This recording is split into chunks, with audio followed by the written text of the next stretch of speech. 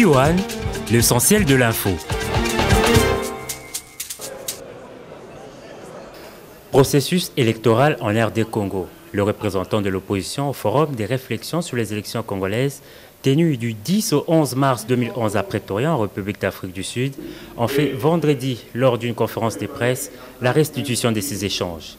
Des assises organisées sur initiative de l'ONG sud-africaine ASJD et financées par OCISA avec l'accord du gouvernement sud-africain. Elles ont eu le mérite de rassembler autour d'une même table majorité, opposition et société civile. Des points de convergence et des divergences en sont ressortis, mais tous sont d'accord notamment pour la tenue des élections dans le délai. Oui, on y croit fermement. De toutes les façons, il faut tenir compte du fait que c'est une obligation constitutionnelle d'organiser ces élections. Et je crois que le train est déjà pris.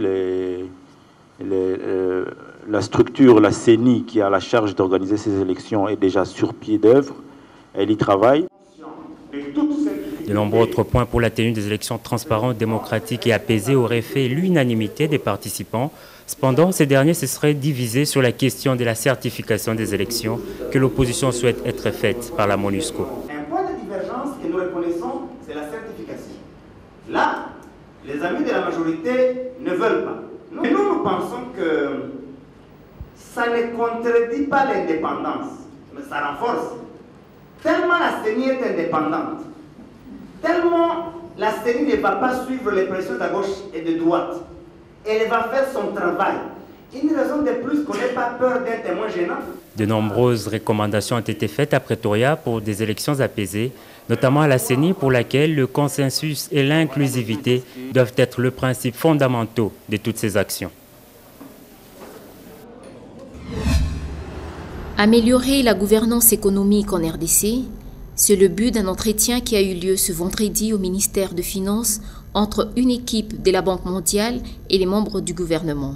Ce, en vue de contrôler les potentielles ressources naturelles pour une maximisation autonome des recettes en RDC. Nous sommes en train de voir les règles qu'il faut mettre en pratique, qu'il faut mettre sur le terrain pour pouvoir récolter les recettes, les ressources exploitées, les recettes qui doivent rentrer convenablement dans la caisse de l'État et de pouvoir les évaluer et de pouvoir les utiliser.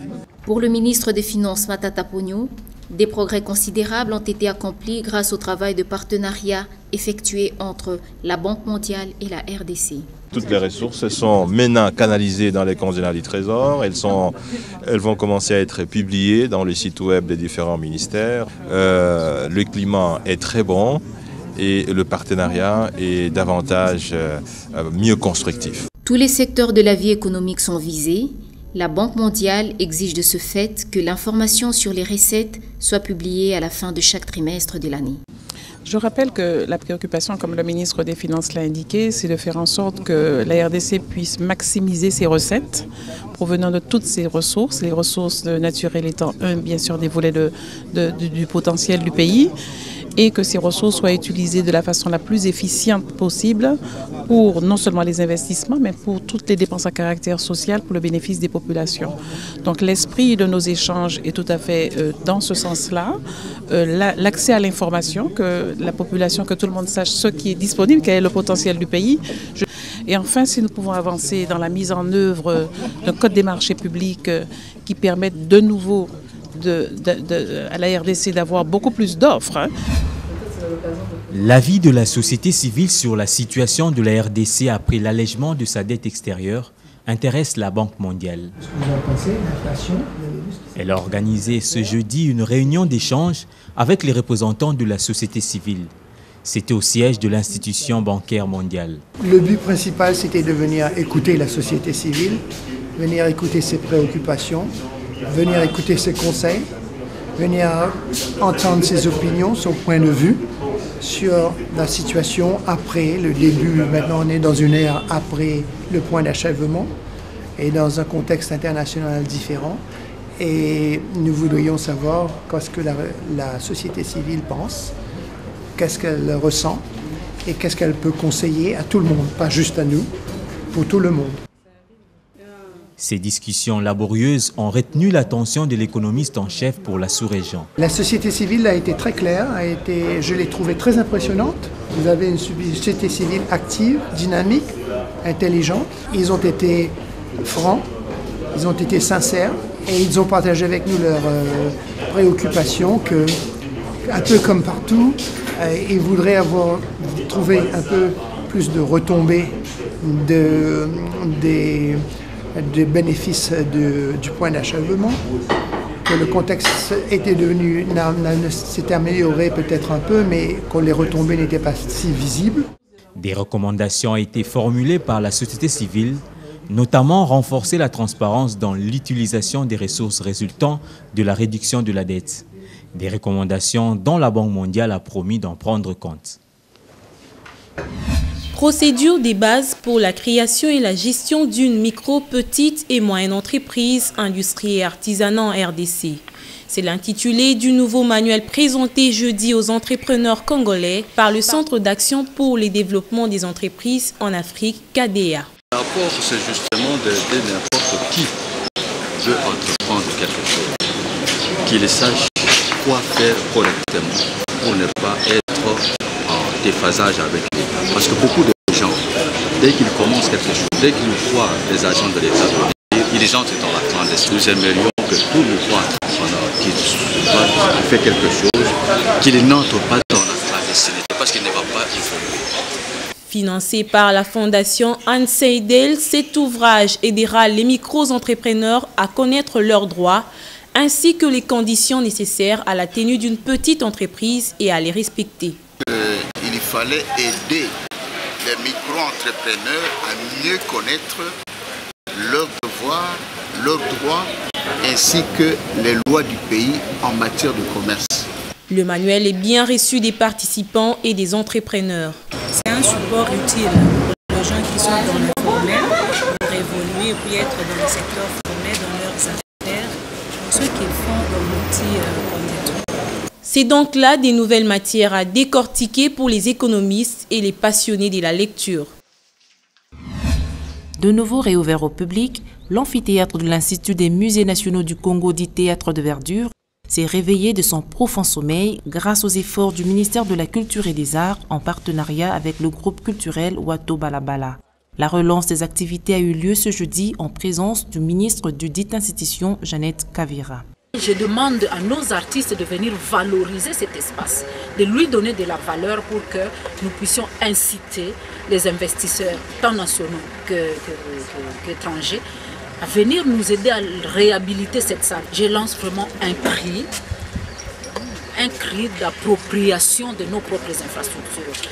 Nous venons d'en avoir 3. Il y a la salle Mongita, il y a la salle d'Uzo qui maintenant est libre. Nous l'avons restituée aux propriétaires qui sont les artistes. Il n'y aura plus jamais de veillées de prière ou de petits groupes de Maléwa. L'IMNC et Wato Balabala espèrent avec ce coup d'envoi rendre plus visibles et vivantes les activités du théâtre de Verdure. Au-delà des phases de troubles que nous avons passées, le même institut a eu également un programme, celui de dire nous allons diffuser et faire connaître ce que nous avons. C'est comme ça que nous sommes entrés dans la phase de visibilité et de rayonnement et de faire connaître ce que nous avons. Tout pimpant neuf, cet amphithéâtre regorge plus de 5000 places pour les différentes prestations des artistes. L'Institut des musées nationaux compte sur l'apport de ces derniers pour pouvoir collecter 400 000 €, frais retenus pour la réhabilitation complète de cet espace. L'objectif à moi, c'est de faire revivre, bien sûr, le théâtre de Verdure, qui est un lieu historique, qui est un lieu rempli d'histoire. Comme je le disais, vous devez savoir que sur ce lieu a presté des grandes stars telles que James Brown, telles que Johnny Hallyday, Manu Dibango. C'est quelque chose que nous devons préserver. Le théâtre apaise le mœurs, dit-on. Un spectacle hors du commun est prévu ce samedi à 17 h.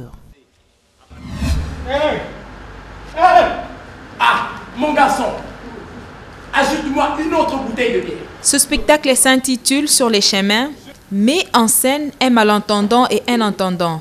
Et le public, venu se régaler, ne pouvait qu'être également mixte, car il y avait de la place et des langages appropriés à chacune des catégories.